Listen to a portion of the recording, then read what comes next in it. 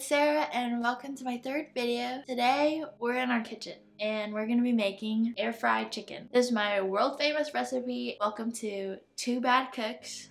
Bad Cook 1, Bad Cook 2. This is for all the college students out there who are living off of ramen packets and getting no nutritional value from anything. This is a source of protein for you. Wonderful for all those gym bros out there. If you don't own an air fryer, you better get one. They're really affordable and they make cooking so easy. I think I got mine from Costco and it was like under $70. The most important ingredient you're gonna need today is chicken. Today I'm using chicken thighs, which is just better, okay? If you like dry chicken, then use chicken breast, but chicken thighs it is. And this one has skin on it because the skin gives it a little bit more fat, which tastes better. The other ingredients we have are lime juice. You should probably use real limes, but this is what I'm using today. We've got dried chopped onions. You can also use real onions. We've got roasted garlic seasoning. This is so good. This is from Costco. I don't know why, it just smells so delicious. I love it. And then chili flakes. You also need some minced garlic cloves. And finally, olive oil and salt and pepper. I don't have any measurements. I don't have any precise measurements because I usually just eyeball everything. You can always like tweak this recipe to your liking because I like garlic a lot. I like to repel people away with my breath. First, we're gonna add a bit of olive oil. A bit, I mean maybe like 2 tablespoons. Add in the minced garlic. And then we're gonna add in a little bit of lime juice. I would say like, oh my god, 2 tablespoons. Then we add some dry chopped onion.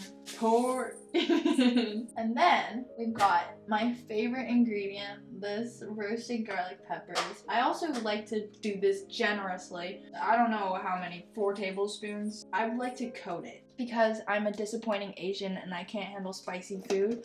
I only use like 1 teaspoon of this. Okay, this is a big spoon, but I do like this much. And then add just a bit of salt, maybe that much, and maybe this, but that's a little bit too much pepper. So I'm just stirring up the chicken and making sure all the seasoning is coating it, and that's pretty much the entire recipe. So if you don't cook this on your own and don't get your protein in, I don't know.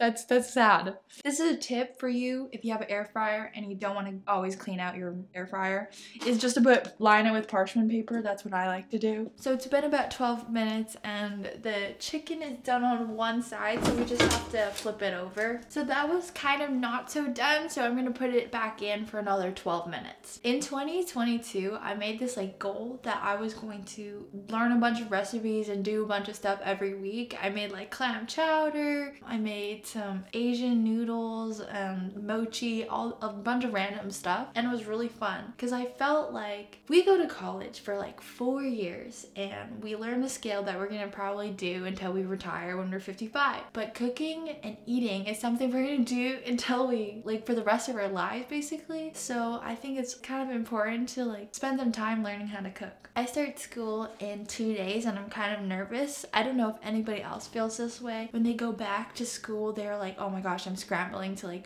make new friends in my class so I have partners for my courses. That's kind of how I'm feeling. I'm feeling a bit anxious because I have to restart and meet some new people so I have partners. I feel like in computer science, having partners in your classes is kind of like vital.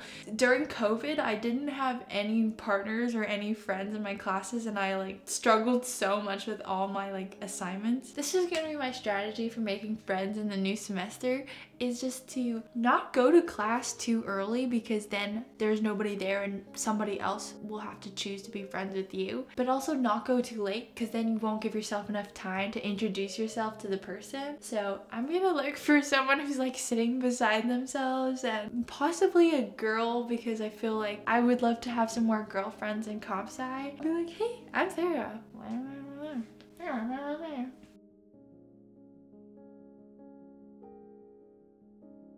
You know what would be fun? We're gonna do a bubbly tier ranking. Now, I didn't actually understand the hype about bubbly, so I was like, this is just freaking sparkling water. I don't understand it. But I am like slowly being converted into a bubbly, a bubbly. I don't even know. Like, I think bubblies are so great, but there are some flavors that are so bad. Okay, I would definitely say this doesn't taste like actual watermelon, but when does anything watermelon flavored actually taste like watermelon? It tastes like those like watermelon Maynards, but it's so good. I just like it. It feels actually refreshing. What is S tier? What is S tier? I would say I really like watermelon bubbly. This is so good. And also pineapple bubbly. Like we also have pineapple bubbly. That is really good. I would say A tier is lime and then B is grapefruit. Grapefruit is not as good as lime, but grapefruit is pretty good. What is F tier? Blackberry. Even though this person put it on the top of their list, but blackberry is definitely like not good. Peach bubbly is, can't remember it. Oh my gosh. Peach bubbly tastes like very faint fuzzy peaches. It's actually really good. I think it's just like a little bit too subtle. I would give it B tier. Strawberry. Strawberry bubbly is C tier, D tier. Cherry bubbly is bad. Cherry bubbly is so bad. I would give that F tier. And it tastes like medicine. Orange bubbly. I think I've tried it and it was not memorable, so I'm gonna give it C. That's all for my bubbly segment. Oh, it's done now. Looks good. Look at the chicken. Okay, so now I'm gonna wait for it to cool a bit and then cut it up and then eat it with my burritos. Okay, with my chicken today, I'll be making little burrito bowls because I don't have any more tortilla wraps. So first we obviously have the chicken that we made. I chopped up some romaine lettuce here and I made a pico de gallo, which is just like some tomatoes and red onions, some cilantro, equal parts of all of that, and lime juice and salt and pepper. And then I made some beans, which are just black beans. I put in sauteed some onions and mushrooms and added some spices. And this is my favorite part. This is a avocado cilantro lime sauce. It's like Greek yogurt, avocado, one whole avocado, some cilantro, some garlic, and then lime juice, and then I just food processored it like I have some rice. Oh my gosh, this is really hot. I didn't season the rice, but I might regret that. That's so good. This sauce is so good.